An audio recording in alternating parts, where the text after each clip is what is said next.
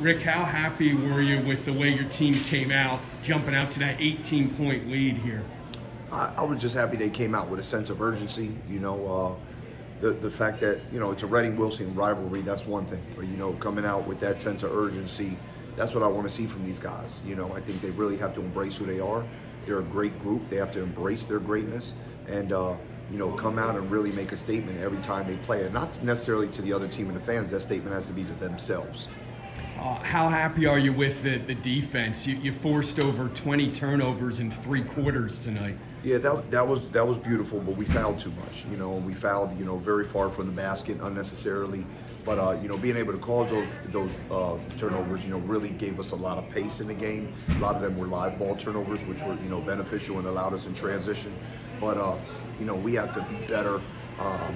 Being in positioning so we're not slowing the game down with those unnecessary fouls. I think in the first half we got to 8 fouls and 4 of them were just about 50 feet from the basket. Daniel's had some monster games already this season, and he came out in the first quarter and set the tone, almost had double figures in the first 8 minutes of this game. How much has he improved from a season ago?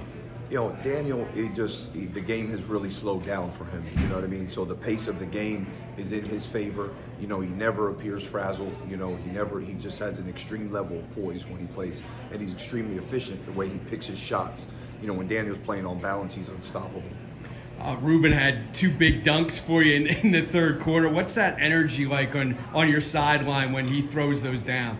Well, when you got guys like Ruben, Joey, Xavier, Miles, they just have this energy and this excitement to just play basketball.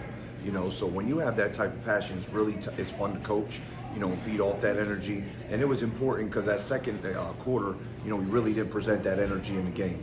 And, it was important that, the guys really came out that third quarter. And I think they started picking up that momentum prior to them dunks. Them dunks were just the exclamation point. People know about Ruben and Daniel for sure. They made the All-State team. What does Miles Gray add to the mix? I mean, Miles, he's steady Eddie for us, man. He's glue. He can really knock it down. You got to acknowledge him. You got to respect him where he's at. He's capable of hitting 63s if he wanted to this year. Miles can really score it, but Miles also knows the importance of making sure that Daniel and Ruben stay in rhythm, and that's just a level of selflessness he has. But there'll be times where Miles is going to let it loose, and it's going down. Did you ever think you'd see a Wilson-Reading game where the mercy rule was in effect? I think a lot of people were wondering, why is the clock running here in the third quarter? No, I'm a firm believer, listen, at the end of the day, it doesn't matter who's on the floor, it's still Reading-Wilson, but right now we just have the momentum going in our favor, and we got to ride that, and, I love Wilson, I love Kodron, but we got to put it to him. You beat Imhotep Charter, really good team out of Philly. You blew out with Sal College, now Mercy Rule victory. How much better can the Red Knights get? We can get much better. We're leaving so much meat on the bone right now. We go back to film and just the way we run our break and how efficient we are transitioning into our half-court offense. Defensively, we're still settling for the, trying to reach and get the turnover as opposed to the stop.